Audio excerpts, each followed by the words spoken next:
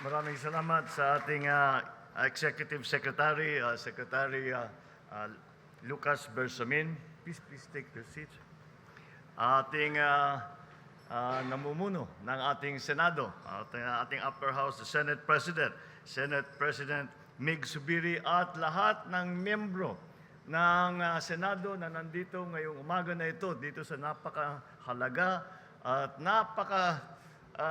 makahulugan na okasyon. The Agrarian Reform Secretary, who we have just heard from, Agrarian Reform Secretary Conrado Estrella, ay parang gusto ko sabihin si Lolo Condring pagka nakita ko yung Agrarian Reform. But you are holding up the tradition that our forefathers put and began before us. The late Speaker of the House of Representatives,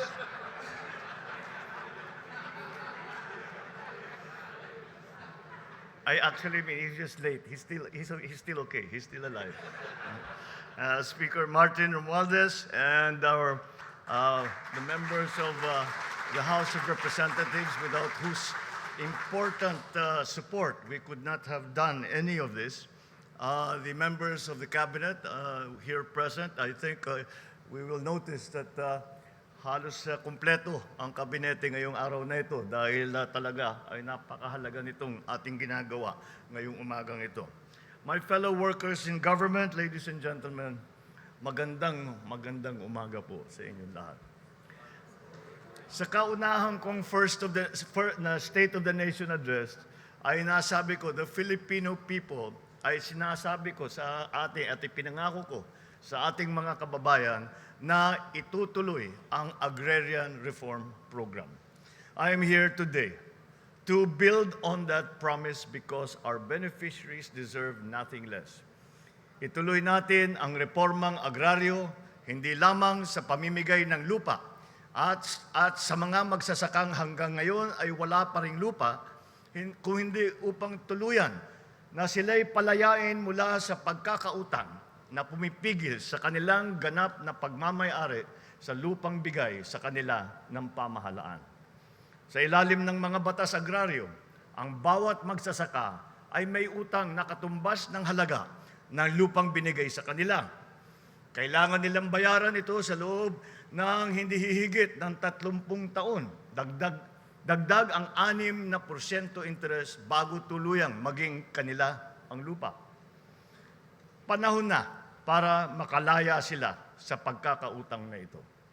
This is why, on September 13, 2022, I signed the Executive Order Number 4, imposing a 1-year moratorium on the payment of amortization on agrarian debt by our beneficiaries.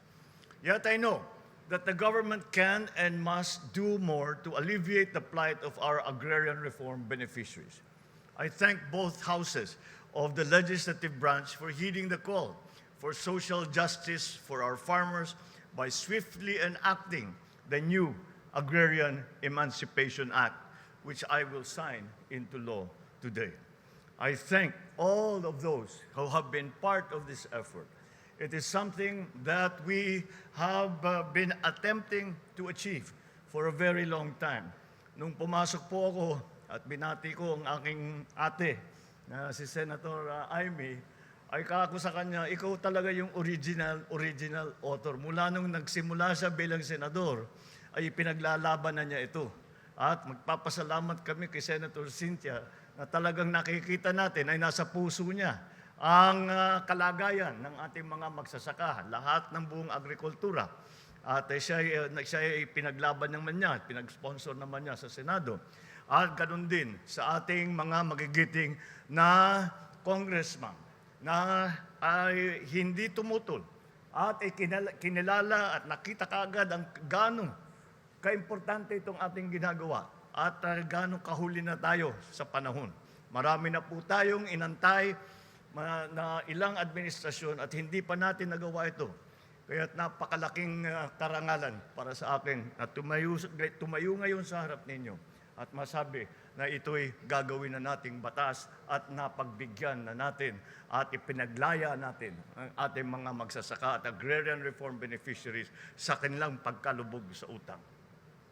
This law condones all unpaid amortizations, including interest and surcharges for awarded lands. A total of 610,054 agrarian reform beneficiaries will benefit from this new Agrarian Emancipation Act. Ngayon, ang sinasabi ang mawawala sa pamahalaan ay 57.65 billion. Yan lang, alam niyo naman po, yung pagbayad na yan ay nasa papel lang yan.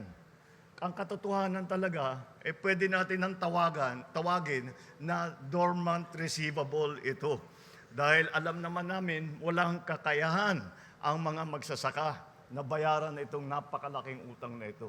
Kaya't napakatama naman na napunta sa pamahalaan. At kami naman, yan ang trabaho ng pamahalaan upang suportahan kayo, upang pagandahin ang ating agrikultura, upang bigyan kayo ng pagkakataon, at upang masabi natin na ginagawa natin lahat, upang maipakain natin lahat ng ating mga mamamayan.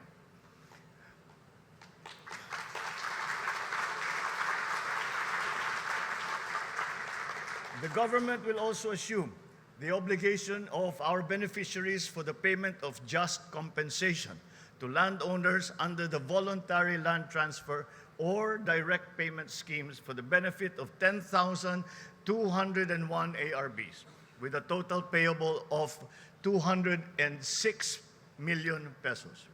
Sa ngalan ng ating mga magsasaka at ng sambayan ng Pilipino, taus-puso akong nagpapasalamat sa Kongreso at sa Senado sa agarang pagpanday ng batas na ito.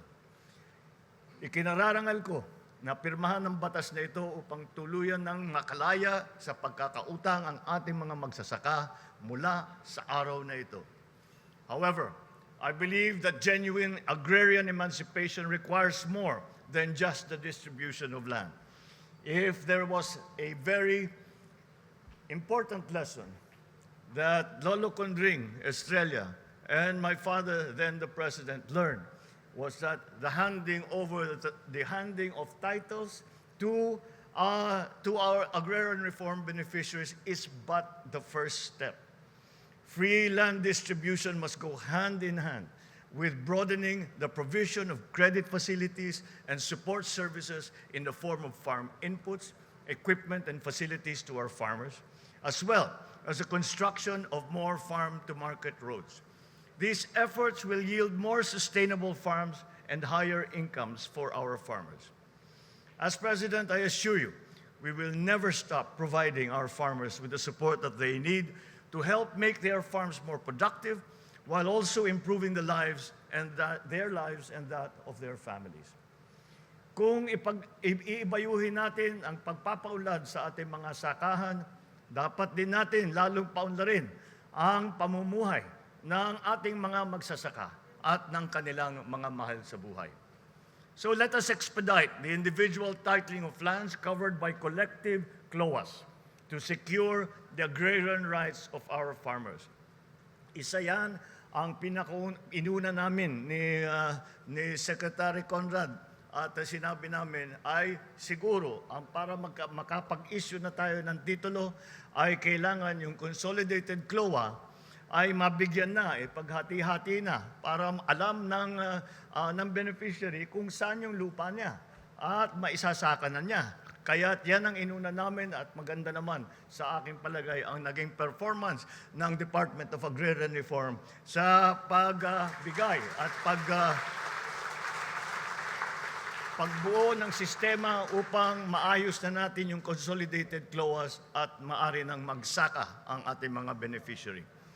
We will also enhance the efficiency of agrarian case resolution systems for faster outcomes. We need to revitalize the agricultural sector, and so we endeavor to attract and train new generations of young farmers who will become the driving force behind a modernized and profitable agriculture sector that fuels sustainable rural development. With unity and with diligence, we will address these concerns and make agrarian emancipation a tangible reality for our hardworking farmers. It is time to give our farmers the recognition that they deserve as the providers of our nation's sustenance, the providers of life to all of Filipinos. Panahon na upang ang ating mga magsasaka na silang nagpapakahirap araw-araw upang lagyan ng pagkain ang mga hapagkainan ng ating mga tahanan ay mabigyan ng atensyon at pagpupugay na akma sa kanilang kontribusyon sa ating bayan. Hinihimok ko rin ang ating mga agrarian reform beneficiaries na patuloy na alagaan at payabungin ang ating mga sakahan. Tutulungan at susuportahan namin kayo sa inyong bawat hakbang upang kayo ay umunlad, magtagumpay at makatulong sa pagbibigay ng sapat at masustansyang pagkain sa ating mga mamamayan. Let us work together to realize this dream, our dream, as it was my father's dream, to give every Filipino farmer and his or her family a life beyond mere survival, a life free from want, from hunger, or fear of the future, a life of dignity, abundance, and prosperity. Mabuhay ang ating mga agrarian reform beneficiaries, mabuhay ang magsasakang Pilipino. Maraming salamat po sa inyong lahat.